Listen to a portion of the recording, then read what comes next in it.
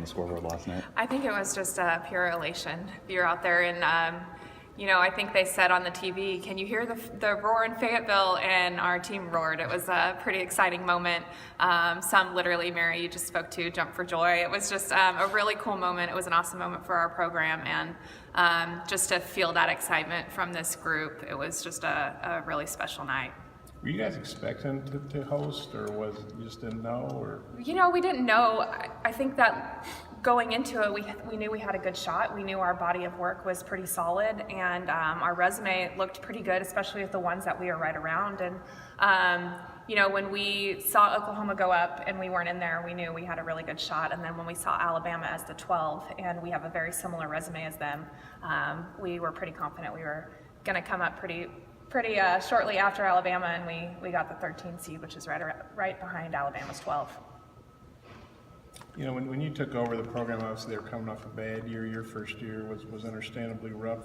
Could you imagine being at this point this fast where you're hosting a regional? No, I guess. No, but I knew the potential was here. And I knew that with some of our recruits, I think that they were going to make a difference. But when you look out at this team, it's a lot of the same faces. And it's just them making that commitment and putting the work behind wanting to move this program forward. And I give this group of student athletes all the credit, the ones that were here in year one to the ones that are new now. They have absolutely committed to pushing this group forward, playing together, and they've done that every day. So there was a good buy-in, or what do you think have been the key elements? Well, I think they wanted it, and I think that's the biggest thing is we can't want it for them. We can only be the catalyst to make them believe in themselves, but they have to believe in themselves and actually put the work in it and do it out on the field. We can't do it for them, and I think that's the biggest thing, even looking from year one to year two, is that they were hungry and they were ready for that next step, and then they have absolutely lived it every single day. And I think when you look at last year's group, they laid such a great foundation. They got us into postseason.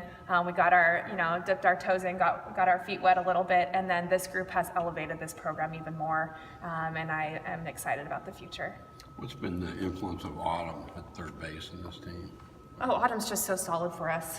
She's fearless, and I think you have to have a fearless nature when you play third base in that hot corner, and she just does an incredible job for us there. She has such great range. She's done such a great job offensively of being steady for us, but that's the biggest thing that I'll say for Autumn is she's fearless and she's just really, really steady. No, you've got a pretty big footprint in California. How big have those California kids been? Oh, they're huge for us. Yeah. They're huge for us. But I think that's the coolest thing about our roster is that I think it's made up of 7 states, and there's strength across the country. And California is still obviously considered a hotbed, but we have some studs from all across the country, and I think that's the coolest thing. Did you envision Hannah having a season like this? Yeah.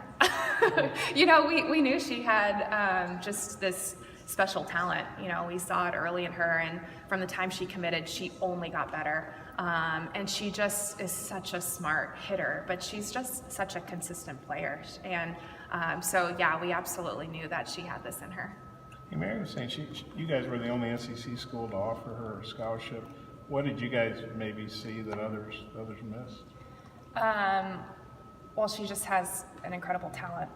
She can spin the ball, and her mechanic is so great. But then beyond that, the intangibles that she possesses is on another level. She's incredibly confident. She's incredibly competitive. As you can see, in what she does day to day, she's incredibly composed. She has a presence that just spills out onto her teammates of just being in control of her emotions, control of what she does. And when you look at the game of softball, it starts in the circle. And what she does for us is incredible on a daily basis. As a freshman, has she surprised you? No, not at all. I think that's the best thing is from the first day I saw her and on her travel ball team, I knew she had the potential to be very, very big. And she has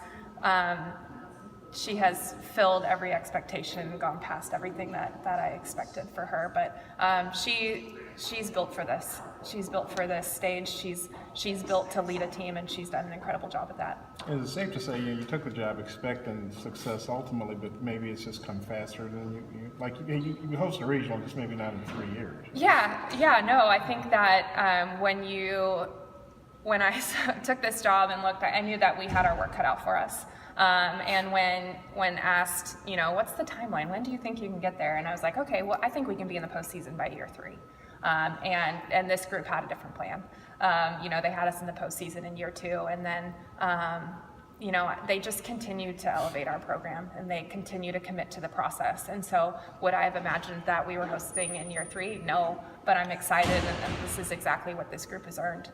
What do you know about Wichita State and DePaul and Oklahoma State? Well, we're doing our research on DePaul. We aren't quite as familiar with them of recent. I've faced them a lot when I was at Louisville a few years back. We played Wichita State earlier this year, and they beat us 1-0. And Oklahoma State's a team that we've played in the fall, and we've typically had them on our schedule, but their team we play in the fall. So we're pretty familiar with Oklahoma State and Wichita State. They're very complete teams. They have explosive offenses, and as we're seeing with DePaul, they're just battle tested in the postseason. I think Eugene does an incredible job with his team. They've been successful in the postseason as far back as I know, and they have great offensive numbers, and they have 2 pitchers that have thrown some really quality innings for them. So it's going to be a battle with everyone. We're putting all our focus in DePaul right now, and they're going to be a big opponent for us. What about the job that Kayla Green's done at catcher? And she's another one of those California kids. Yeah, she's just done a really great job for us back behind the plate. It's a tough role that you have as a catcher, and it's an even tougher role as a freshman to take on, and the grind of this season. And she's just been really steady for us. She does a really good job of working with our pitching staff, and so she's just been really steady. And I think that's the biggest thing that you need from a catcher, is to be steady and be selfless, and that's exactly what Kayla is. Having 13 SEC teams in the tournament, how much does that help prepare you guys playing that schedule? Oh, you know, that's exactly what the SEC does. It prepares you to be successful in the postseason. I know you hear it a lot, but it's like a super regional every weekend. And you just learn so many lessons in the course of a 24-game SEC season. There's games that you're not going to have be your best, and you have to find ways to win. There's games that you are very good and you don't win. And you just have to battle. And I think that our girls are battle tested through our conference season. There's a lot of lessons we've learned through the ups and the downs. And I think one of the biggest things you learn in the conference is how to be resilient, how to fight through adversity, how to find ways to win in a lot of different ways. And our team's done a really good job with that. And I know you guys have